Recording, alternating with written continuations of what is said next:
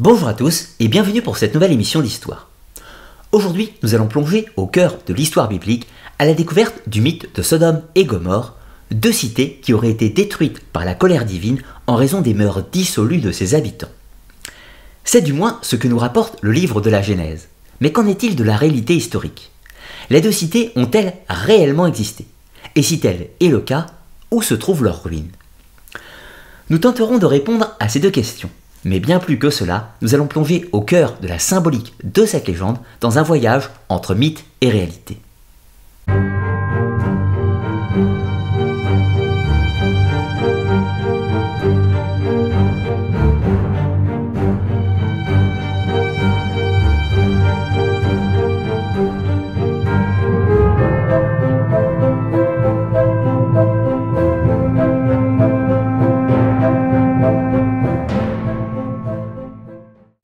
Si tout le monde connaît les noms de Sodome et Gomorrhe, cette histoire sera perçue différemment suivant les croyances ou l'état des recherches historiques et archéologiques.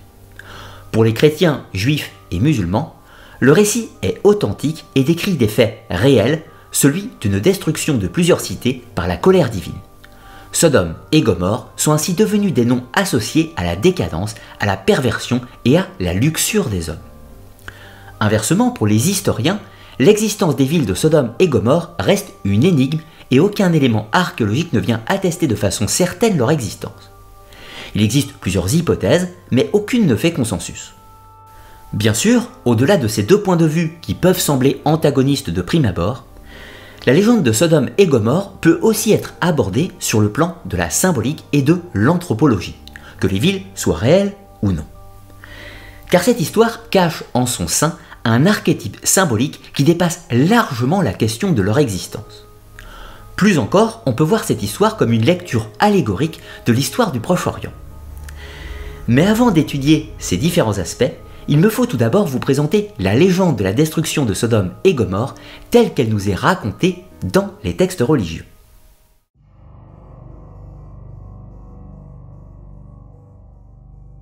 La légende de Sodome et Gomorrhe est l'un des nombreux épisodes bibliques où se manifeste la colère de Dieu. Ce mythe est présenté la première fois dans le texte de la Genèse, puis repris dans le livre d'Ézéchiel et l'Évangile selon saint Matthieu, ainsi que quelques autres. Plus tard, il sera commenté par de nombreux théologiens, notamment saint Augustin d'Hippone au IVe siècle, qui sera le premier à véritablement associer le crime des habitants de Sodome à l'homosexualité. Par la suite, le mythe sera repris dans l'islam, bien que le Coran ne mentionne pas le nom des villes de Sodome et Gomorrhe, il nous parle de la cité de Lut et des villes renversées, dont voici le texte dans la sourate numéro 7, Al-Araf.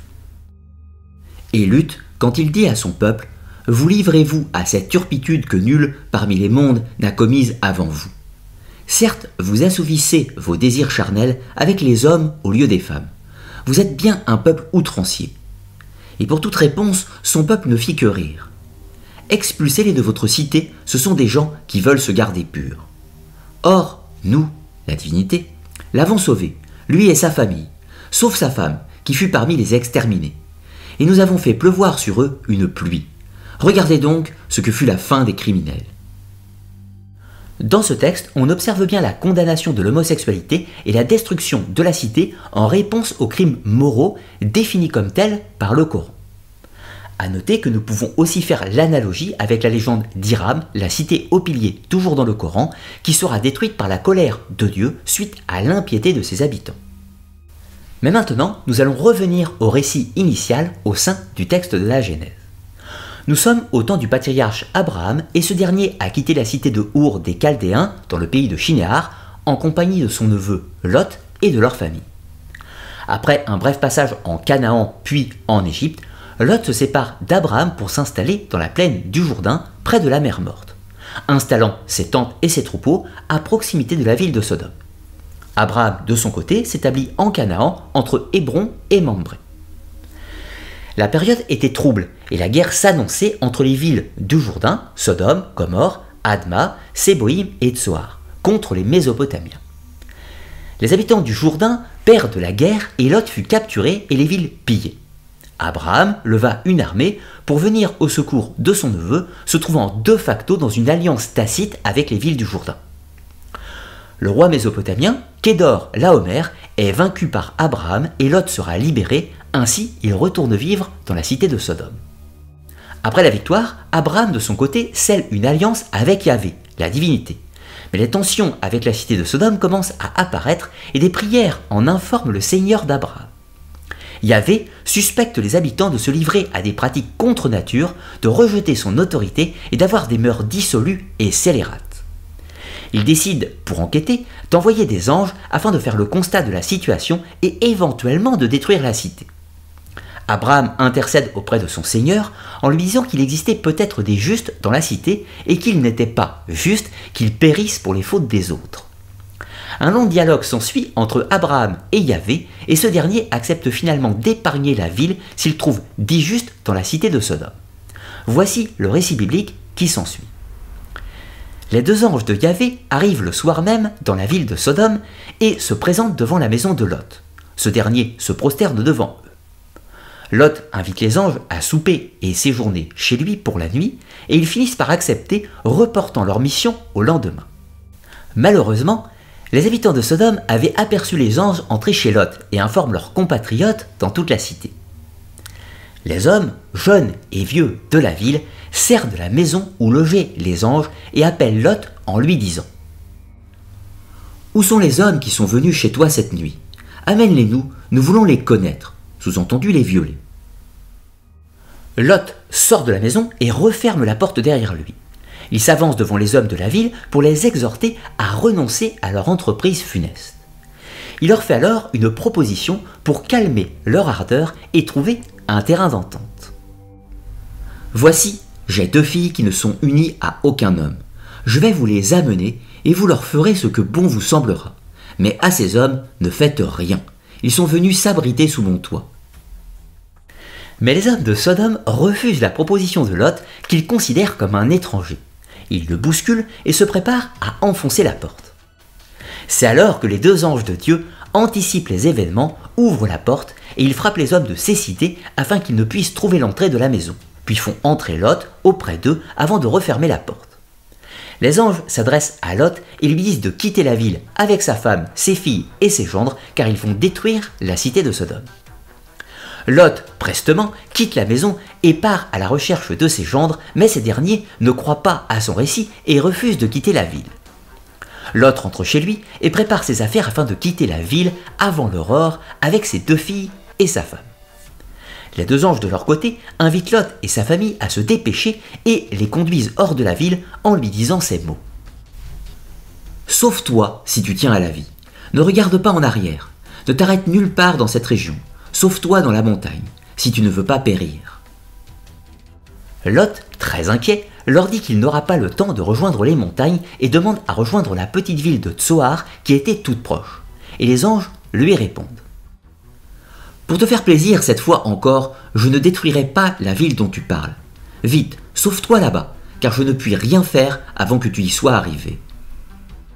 Quelques heures plus tard, Lot et sa famille arrivent devant la petite ville de Tsoar, et c'est alors que Yahvé déclenche sa fureur et fit tomber du ciel sur Sodome et Gomorrhe une pluie de soufre et de feu.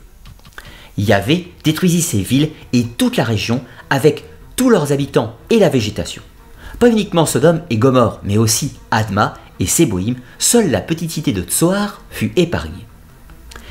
Mais si Lot et ses filles avaient respecté l'interdiction divine de ne pas se retourner pour observer les événements, ce ne fut pas le cas de la femme de Lot qui céda à la curiosité. Ainsi, elle fut transformée en une colonne de sel instantanément et mourut. De son côté, Abraham se leva lui aussi à l'aurore, au lieu dit des chênes de Mambré, de là où il avait préalablement parlé à son Seigneur, et il observa les événements du côté de Sodome, de Gomorrhe et de toute la région. Il vit monter de la terre une fumée semblable à celle de la fournaise. Voici comment se termine le récit mythologique de la destruction de Sodome et Gomorrhe, mais également de toute la région de la plaine du Jourdain, où les habitants furent détruits par la colère de Yahvé. Mais maintenant, au-delà du mythe, explorons les recherches historiques et archéologiques menées sur les villes de Sodome et Gomorrhe afin de déterminer s'il existe des preuves tangibles de leur existence et si tel est le cas, leur localisation.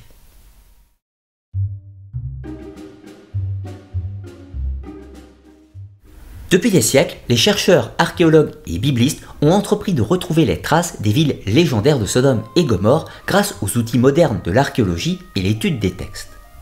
Mais c'est ici que se place la première difficulté.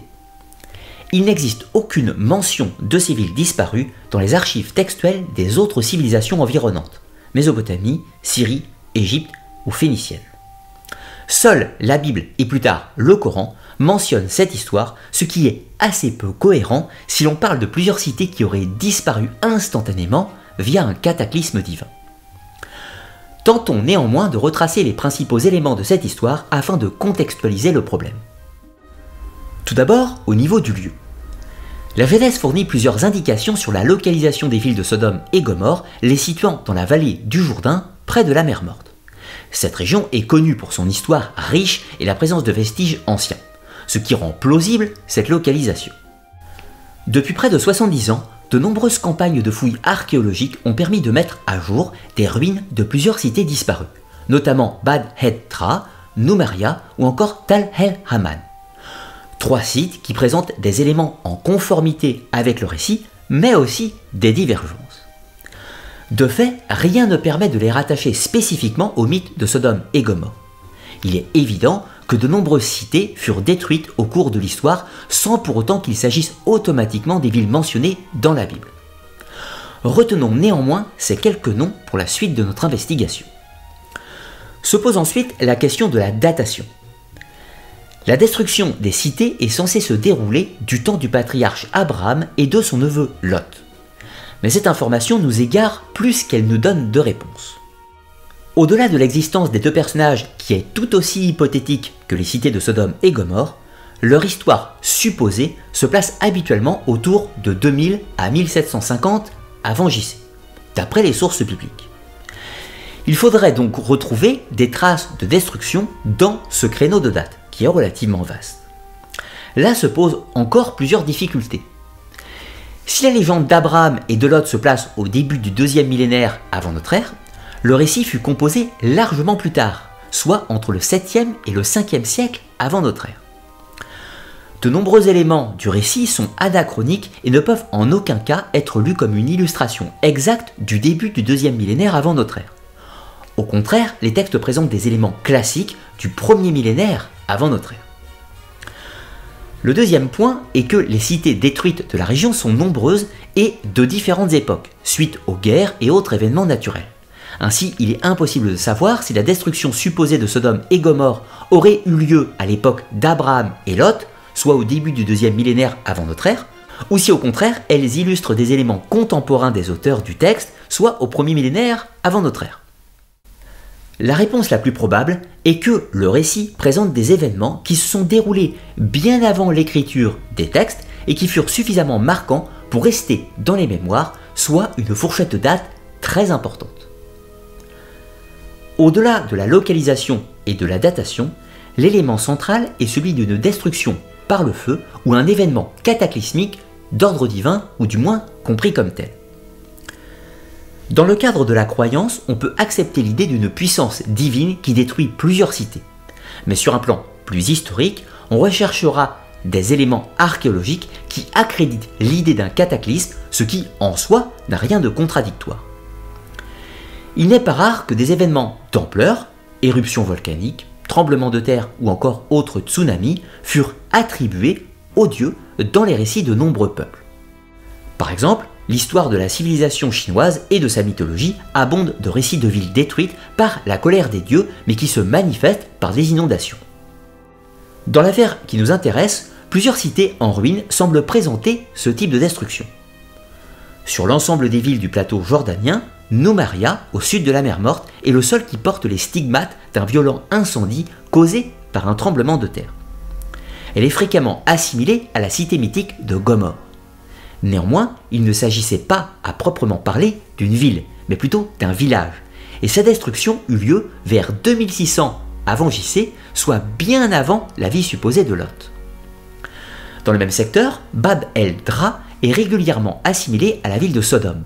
Cependant, cette ville n'a pas été détruite par le feu, mais fut tout simplement abandonnée progressivement par ses habitants vers 2300 ans avant notre ère, ce qui ne correspond pas aux dates et aux événements du récit biblique. Une autre candidate au rôle de Sodome est la cité antique de Tal el-Haman, toujours en Jordanie, dans la vallée du Jourdain, au nord de la mer Morte.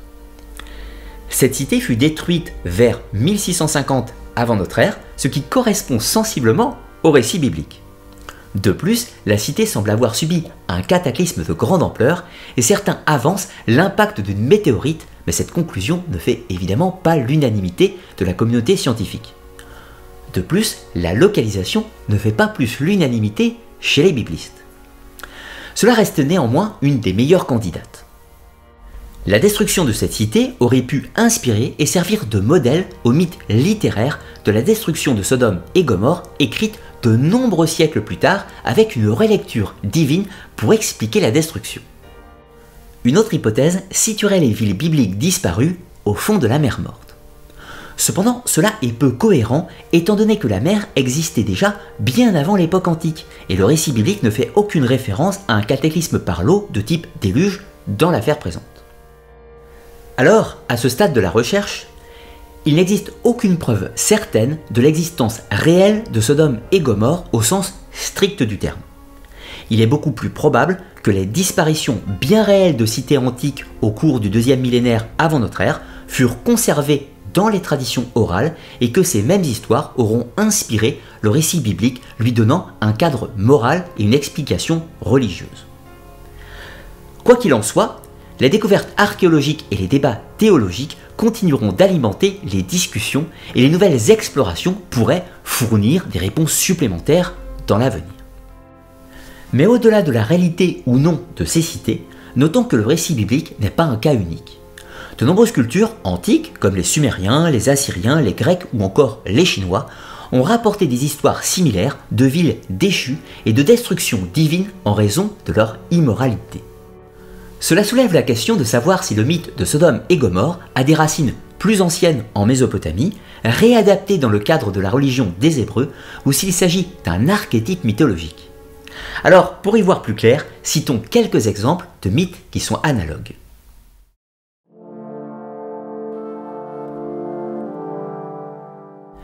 La plus célèbre des cités mythiques disparues lors d'un cataclysme est bien sûr l'Atlantide de Platon. Je vous ai déjà proposé plusieurs émissions sur le sujet si vous voulez en savoir plus sur cette histoire. Pour le moment, retenons simplement que la légende nous parle d'une merveilleuse cité qui fut détruite en un jour et une nuit par la colère divine. Voici un extrait du texte. Alors, le dieu des dieux, Zeus, qui règne suivant les lois et qui peut discerner ces sortes de choses, s'apercevant du malheureux état d'une race qui avait été vertueuse, résolut de les châtier pour les rendre plus modérés et plus sages. Selon la légende, l'Atlantide a été détruite par les dieux en raison de l'arrogance et de la corruption de ses habitants. Rien de bien différent du mythe de Sodome et Gomorrhe, si ce n'est que la destruction a lieu par des tremblements de terre et des inondations, et non par le soufre et le feu. Toujours dans la culture grecque, on pourrait mentionner la légende de Troie, qui fut détruite par les flammes, non pas par une action directe des dieux, mais parce que ces derniers ont abandonné la cité aux mains des Achéens. Le crime de Paris, qui a enlevé la belle Hélène, a attiré le fléau divin sur la cité. En Bretagne, c'est la cité de Is qui sera détruite par la colère divine. La princesse Dahu avait attiré le fléau sur la ville en raison de sa lubricité et la ville fut engloutie sous les eaux. Dans la mythologie hawaïenne, l'île de Kor est une cité mythique de la mythologie hawaïenne dont la disparition est attribuée à la colère de la déesse Pélé associée à des volcans. Dans la mythologie hindoue, Dvaraka est la cité du dieu Krishna dans la mythologie hindoue. Elle aurait été submergée par la mer en raison des cycles de destruction et de création, ainsi elle disparaît et réapparaît suivant les époques. Dans le Coran, on pourra citer la légende de Hiram, la cité aux piliers, qui fut détruite suite à la corruption de ses habitants qui se livraient à l'étude des sciences occultes. Ce récit est très proche de celui de Sodome et Gomorrhe au point que l'on peut considérer qu'il s'agisse en réalité du même récit, mais sous une autre appellation. Il existe encore pléthore d'exemples à travers le monde qui appartiennent souvent aux traditions orales, mais qui traduisent un archétype commun aux différentes civilisations, celui de la colère divine qui s'abat sur le peuple lorsque celui-ci dévie de la morale. Ces mythes archétypaux nous conduisent à nous interroger sur les motifs récurrents et les préoccupations morales et spirituelles intrinsèques aux sociétés humaines. Ainsi, dans la partie suivante, nous allons tenter de décrypter cet archétype et les spécificités de celui de Sodome et Gomorrhe. Et nous explorerons le symbolisme et les significations de la légende en analysant les aspects théologiques, moraux et philosophiques qui en découlent.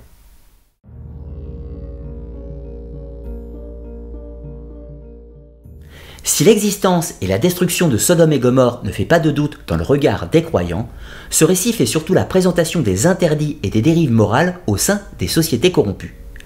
Mais c'est aussi l'illustration de la colère et de la toute-puissance de la divinité. D'où la notion de crainte de Dieu qui est omniprésente dans les religions abrahamiques et ayant pour but de maintenir l'ordre moral. La divinité unique est présentée comme omnipotente, omnisciente et omnibienveillante, mais c'est aussi un Dieu de colère et de vengeance. Notons d'ailleurs une curiosité intéressante. Dans le récit, Abraham s'entretient avec Yahvé avant que ce dernier ne détruise la ville. À l'origine, la divinité souhaite tout simplement éradiquer la ville sans plus de questions. Mais Abraham le fait changer d'avis et voici l'extrait du texte qui dépeint une conversation improbable. Et l'Éternel dit : le cri contre Sodome et Gomorrhe s'est accru, et leur péché est énorme. C'est pourquoi je vais descendre, et je verrai s'ils ont agi entièrement selon le bruit venu jusqu'à moi. Et si cela n'est pas, je le saurai. Les hommes s'éloignèrent et allèrent vers Sodome. Mais Abraham se tint encore en présence de l'Éternel. Abraham s'approcha et dit : feras-tu aussi périr le juste avec le méchant ? Peut-être y a-t-il 50 justes au milieu de la ville. Les feras-tu périr aussi, et ne pardonneras-tu pas à la ville à cause des 50 justes qui sont au milieu d'elle ? Faire mourir le juste avec le méchant, en sorte qu'il en soit du juste comme du méchant, loin de toi cette manière d'agir. Loin de toi, celui qui juge toute la terre n'exerce-t-il pas la justice ? Et l'Éternel dit : si je trouve dans Sodome 50 justes au milieu de la ville, je pardonnerai à toute la ville à cause d'eux. Abraham reprit et dit : voici, j'ai osé parler au Seigneur, moi qui ne suis que poudre et cendre. Peut-être des 50 justes en manque-t-il 5. Pour 5, détruiras-tu toute la ville ? Et l'Éternel dit : je ne la détruirai point si j'y trouve 45 justes. Abraham continua de lui parler et dit : peut-être s'y trouve-t-il 40 justes. Et l'Éternel dit : je ne ferai rien en cause de ces 40. Abraham dit : que le Seigneur ne s'irrite point et je parlerai. Peut-être s'y trouve-t-il 30 justes. Et l'Éternel dit : je ne ferai rien si j'y trouve 30 justes. Abraham dit : voici j'ai osé parler au Seigneur. Peut-être s'y trouvera-t-il 20 justes. Et l'Éternel dit : je ne la détruirai point à cause de ces 20. Abraham dit encore : que le Seigneur ne s'irrite point, je ne parlerai plus que cette fois. Peut-être s'y trouvera-t-il 10 justes. Et l'Éternel dit : je ne la détruirai point à cause de ces 10 justes. L'Éternel s'en alla lorsqu'il eut achevé de parler à Abraham, et Abraham retourna dans sa demeure. Dieu a changé d'avis suite à l'intervention d'Abraham, ce qui ne traduit pas vraiment l'omniscience de Yahvé. Trêve de parenthèse, pour en savoir plus sur le sujet, je vous renvoie à ma vidéo sur les mystères du Dieu de la Bible et le paradoxe de l'omnipotence. Revenons à notre histoire, que nous dit le mythe de Sodome et Gomorrhe sur le plan moral ? Ce récit souligne les conséquences de la corruption morale et de l'injustice sociale. Les péchés spécifiques attribués aux habitants de ces villes, tels que l'orgueil, l'avidité, la perversion, l'oppression, servent d'avertissement contre les comportements destructeurs et immoraux. Cette histoire est là pour rappeler la nécessité d'avoir une vie vertueuse et d'un comportement conforme à la volonté divine, tel que défini dans les 3 religions monothéistes, pour éviter la déchéance et le châtiment. C'est ainsi un enseignement au bâton. Si tu te comportes mal, la divinité va te punir et te détruire. Le péché de sodomie et l'homosexualité y est particulièrement condamné, au point que le nom de la ville donnera son nom à la pratique sexuelle. Quelques siècles plus tard, à Constantinople, le code justinien réitère cette condamnation en se référant explicitement au récit de Sodome et Gomorrhe, dont voici l'extrait du texte. Car instruits par les saintes écritures, nous savons que Dieu a prononcé un jugement mérité contre les hommes de Sodome à cause de la folie de leur rapport. Si bien qu'à ce jour, leur terre brûle d'un feu interminable. Par ces choses, Dieu nous a instruits pour que, le sachant, nous puissions éviter un tel sort. Par conséquent, il appartient à tous ceux qui désirent craindre Dieu de s'abstenir d'une conduite si vile et si criminelle qu'on ne la rencontre même pas chez les bêtes sauvages. D'un point de vue théologique, l'histoire de Sodome et Gomorrhe met en évidence la présence divine et la justice immanente ainsi que son jugement. Cela soulève des questions sur la relation entre l'humanité et la divinité et sur la façon dont nos actions peuvent provoquer des conséquences désastreuses.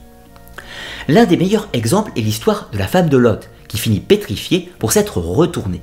Elle est transformée en statue de sel pour avoir observé directement le pouvoir divin s'abattre sur les cités. On condamne sa curiosité. Il est interdit d'observer ou d'épier Dieu dans ses hautes œuvres, sauf avec son autorisation bien sûr. On peut rapprocher cela de l'interdiction de toucher l'arche d'alliance directement. D'un point de vue philosophique, la légende de Sodome et Gomorrhe soulève des questions fondamentales sur la nature humaine et le libre arbitre.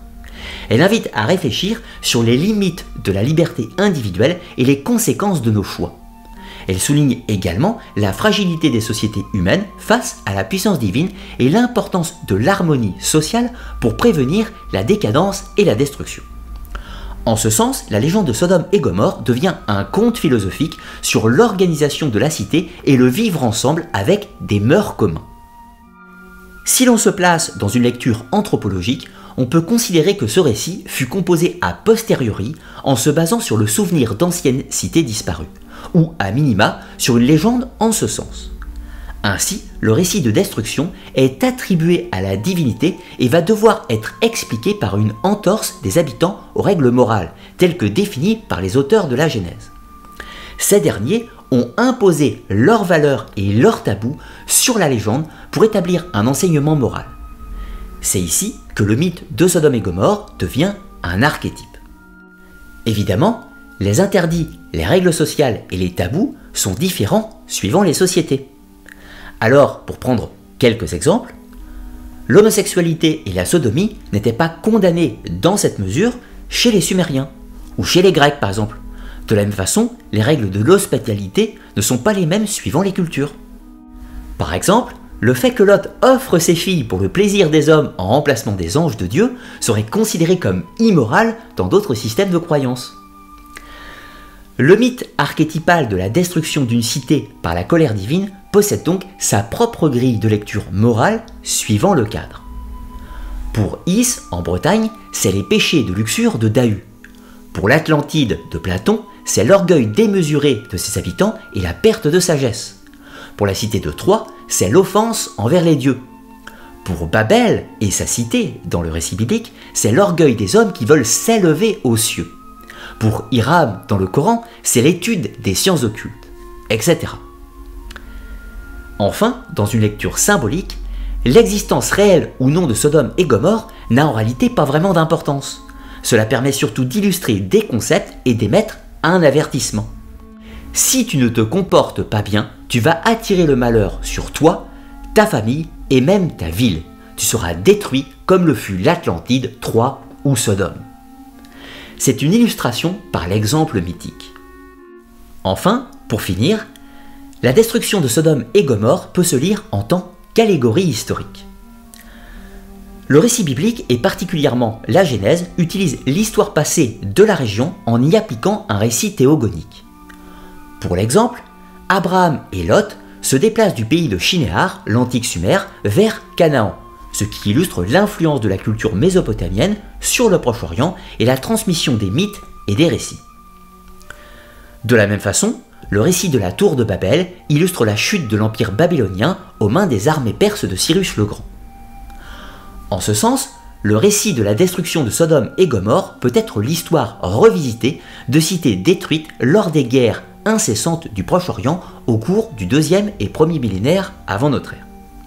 Des villes détruites et incendiées par des armées deviennent cette fois-ci des cités détruites par la volonté divine.